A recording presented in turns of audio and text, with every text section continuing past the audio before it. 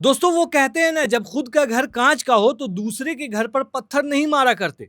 इतने सारे एफआईआर और प्रोटेस्ट होने के बाद भी नाजिया इलाही खान हिंदू मुस्लिम करने से बाज नहीं आ रही हैं। एक वीडियो में अब वो आमिर खान की शादी पर कह रही हैं कि तीसरी बीवी हिंदू, अब तीसरी को भी छोड़ेगा जब एक बच्चा पैदा करवा देगा। मतलब पहली बात तो ये कि तीसरी बीवी आमिर खान की हिंदू है ही नहीं, वो क्रिश्चियन रीति रिवाज को फॉलो करती है। दूसरी बात, 3 शादी की, उसने सबको छोड़ा लेकिन सब शादी में आई, सबसे उनका रिलेशन अच्छा है। तीसरी बात, आप शादी की बात कर रही हैं, आपने कितने को छोड़ा है वो छोड़िए। अभी हाल का ही देखिए, पुनीत वशिष्ठ से आप शादी करने जा रही थी, क्या हुआ, क्या क्या बोला है उसने, कभी सुना है आपने? मतलब बस हिंदू मुस्लिम करना है। आमिर खान की शादी हुई है, उससे आपको पेट में दर्द क्यों हो रहा है? आप पर तो इल्जाम लगते रहे कि पहले वाले से 6.5 लाख का कुछ मामला था, फिर कुछ मामला, फिर कुछ मामला। मतलब कमाल है मैडम, खुद का रिश्ता संभल नहीं रहा और दूसरों पर इस तरह टिप्पणी कर रही हैं। दोस्तों ये बातें सोशल मीडिया पर कही जा रही है। खैर, लोग सोशल मीडिया पर लिख रहे हैं कि बेगानी शादी में अब्दुल्ला दीवाना। चलिए आपकी जानकारी के लिए बता दें कि आमिर खान और गौरी एस्प्रेट ने न फेरे लिए हैं और न ही निकाह किया है, बल्कि दोनों ने स्पेशल मैरिज एक्ट के तहत रजिस्टर्ड मैरिज करके एक दूसरे को अपना जीवन साथी बनाया है। और जो प्रोटेस्ट चल रहा है, इसके खिलाफ प्रोटेस्ट भी चल रहा है, कई जगह पे देखा जा रहा है, जो वीडियोस वायरल हो रहा है। आमिर खान के खिलाफ प्रोटेस्ट हो रहे हैं, लेकिन ये नहीं देख रहे जिससे शादी हुई है वो कौन से धर्म की है। सबको ये लग रहा है कि तीसरी बीवी हिंदू,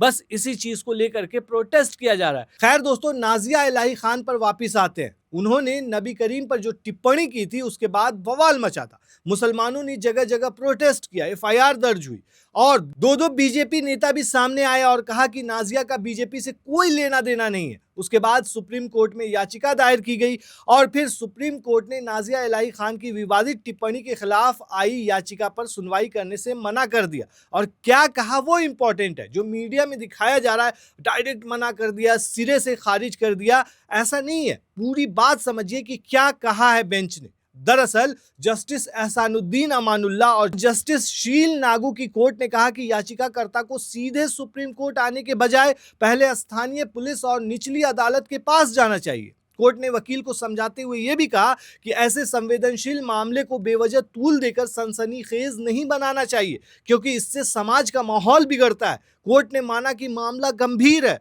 और जिसने गलती की है उसे कानून के तहत पूरी सजा मिलनी चाहिए, लेकिन इसके लिए तय नियम है, सिस्टम का पालन करना जरूरी है। कोर्ट ने भरोसा दिया कि अगर स्थानीय स्तर पर सुनवाई नहीं होती है तब वे सुप्रीम कोर्ट आए, उनके दरवाजे हमेशा खुले हैं।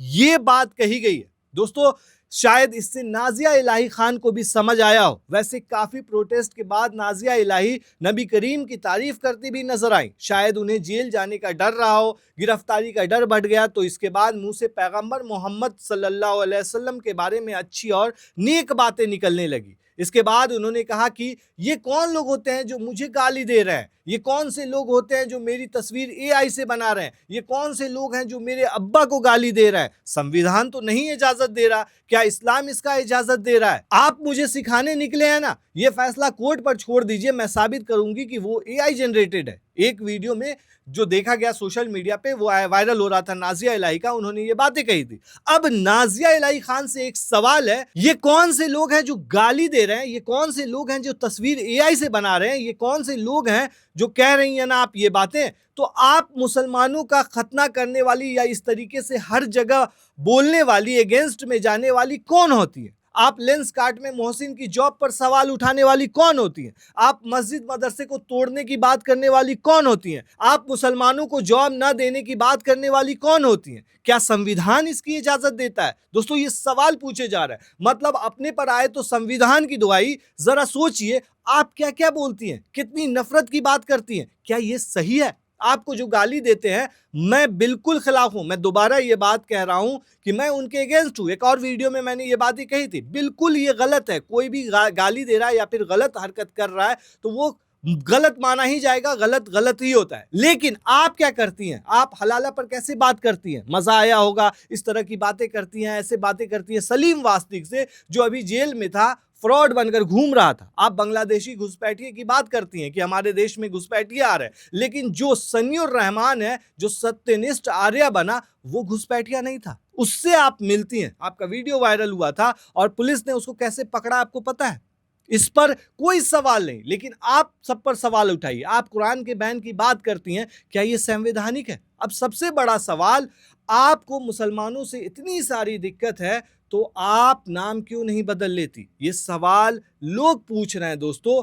आपका पूरा हक है बदलने का। जब इतनी नफरत और इतनी सारी चीजें आपके अंदर में, तो आप नाम बदल लीजिए, कोई आपको नहीं रोकेगा। फिर भी आप नाम नहीं बदलती हैं, इस पर भी लोग सवाल उठा रहे हैं। दोस्तों, इस पूरे मामले पर आप क्या कहते हैं, हमें कमेंट में जरूर बताएं।